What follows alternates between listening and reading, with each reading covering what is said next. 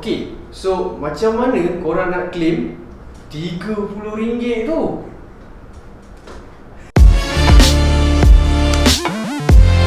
Assalamualaikum, saya Mazir. Hai, dan saya Cepat. Okey, kita sekali lagi dalam Kino Tab. Okey, kali ni kita nak bercerita mengenai sesuatu yang hampir semua rakyat Malaysia bercerita. Trendy. Apa yang kita nak cerita hari ni? E-Tunai rakyat. Okey, mungkin ramai di luar sana yang tak pernah tengok belanjawan biasalah. Dalam belanjawan 2020, kerajaan mengumumkan sebanyak 450 juta untuk diagihkan kepada seluruh rakyat Malaysia, iaitu seramai 15 juta orang yang layak menerima inisiatif ini. Untuk layak menerima inisiatif ni, sekurangnya kena berumur 18 tahun ke atas. Okey, dalam setahun pendapatan dia tidak melebihi RM100,000. Banyak tak? Lebih kurang dalam RM8,000. Gaji orang RM8,000 kan? Gaji saya tinggi. Gaji saya pun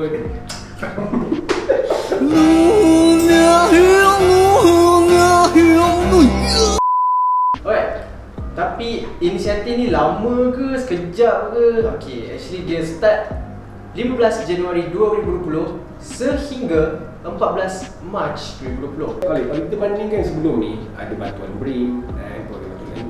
Dan setiap kali inisiatif yang dijalankan, mesti ada mixed review ataupun berbagai pendapat daripada masyarakat.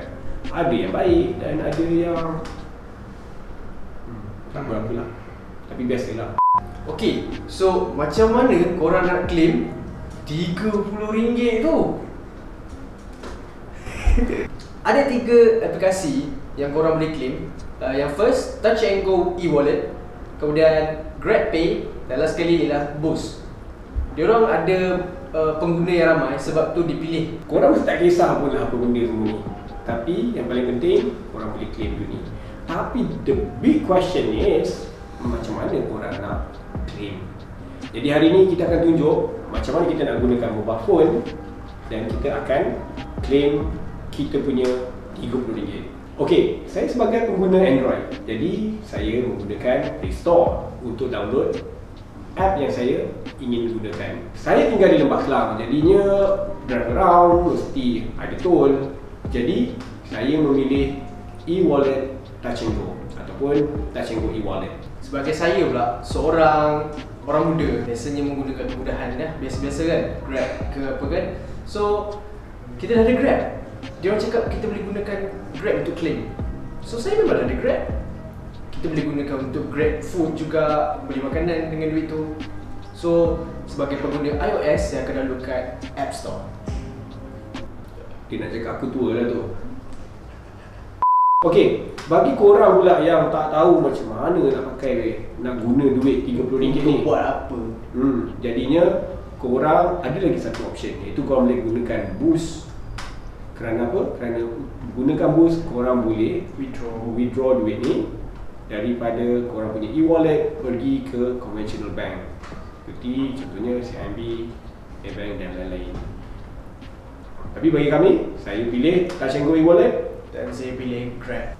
Okey, walaupun ketiga aplikasi ni dia mempunyai sistem yang berbeza, tetapi boleh dirumuskan ketiga-tiganya mempunyai konsep yang sama.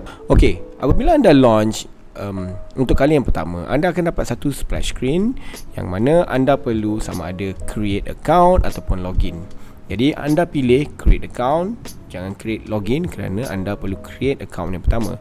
Okey, selepas anda klik create account, anda perlu isi nombor telefon. Selepas anda isi nombor telefon, anda perlu isi 6 digit PIN yang perlu anda ingat setiap kali anda ingin login ke dalam aplikasi ini. Selepas itu anda perlu isi nama penuh dan nationality ataupun warga negara, dan anda boleh pilih my card ataupun pasport sebagai ID identification. Dan anda juga perlu isi email di ruang yang di bawah sekali. Jadi selepas itu anda perlu verify akaun anda. Okay, hanya perlu tekan take ID foto dan snap gambar IC anda. Okey, langkah seterusnya Seperti yang saya maklum tadi, kita hanya perlu selfie gambar kita. Selfie seorang, bukan dua orang. Siap. Anda klik let's go. Dan anda sudah berjaya mendapat RM30. Salah. Anda takkan dapat terus duit tu. Jangan harap anda boleh belanja girlfriend anda terus, kerana anda perlu tunggu 5 hari sebelum dapat menggunakan wang RM30 itu. Dan seterusnya kita akan pergi ke GrabPay. Right. So kalau korang gunakan Grab, korang akan dapat notification daripada Grab sendiri untuk claim korang punya ni. So step 1, buka Grab app, kemudian korang pergi ke payment icon. Kat situ korang akan nampak claim it now. So bila korang buka tu, dia akan ada step lain pula. Lepas tu korang tekan start verification. So korang kena bagi korang punya full name, IC number, ambil gambar korang punya my card. Lepas tu tap on get started. Korang kena selfie dengan korang punya my card. And then korang kena tunggu korang punya detail daripada Kerajaan Malaysia. Aku dah buat finish semua step, tapi kat sini dia cakap detail aku sedang di verify. Dan dia cakap ni akan take time sampai ke 2 hari. So setakat ni tu je lah dulu. Okay, idea ni memang baik untuk menjadikan kita satu masyarakat yang bebas wang tunai. Dan dalam masa kita nak menghadapi ke era yang baru ni, dia satu inisiatif yang sangat baik untuk rakyat Malaysia lebih mengenali e-wallet, dan juga dalam kita menjadi masyarakat yang bebas wang tunai. Ini adalah satu inisiatif yang sangat baik. Okey, jadi selamat datang, sebab kita beri kita punya Private information, seperti IC, gambar, home address. Jadi sejauh mana langkah ini ataupun inisiatif ini amat membantu rakyat tanpa kita sacrifice kita punya hak dan juga privacy. Okey, sejauh mana data dan privacy kita digunakan oleh ketiga-tiga e-wallet ni?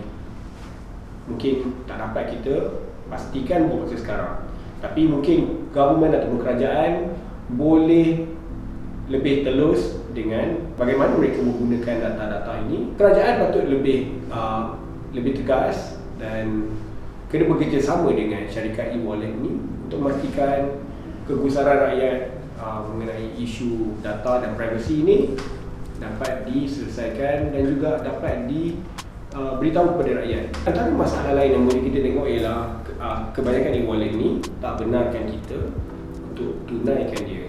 Kalau kita perlukan gunakan wang ni, hanya boost saja buat masa sekarang. Benarkan kita untuk transfer kepada conventional bank dengan charge sebanyak 2%, which not bad. So kita harap Grab dan juga TouchNGo E-Wallet mungkin dapat juga memberi servis yang sama kepada pengguna. Mungkin ada masyarakat yang bersikap pesimistik terhadap inisiatif ni, tapi saya nampak sebenarnya lebih kepada penggunaan teknologi itu sendiri. Mungkin kita hidup di dalam zaman social media, data kita pun sendiri kita telah berikan kepada syarikat-syarikat besar dan kita tak pernah question pun. Tapi saya masih ragu-ragu dengan benda ni, sebab kita dah berikan data kita. Satu lagi, perlu ke kita nak ambil selfie dengan kita punya mic card kat tepi tu? Saya rasa tak parti betul. Okay, walaupun ada pandangan yang positif dan ada pandangan yang negatif, bagi saya inilah satu langkah dan inisiatif yang sangat bagus dan perlu diteruskan. Lepas ni jangan bagi RM30, kita bagi RM3,000 seorang. Setuju? Betul. Setuju. Okay, kita jumpa lagi dalam Kidom That Right.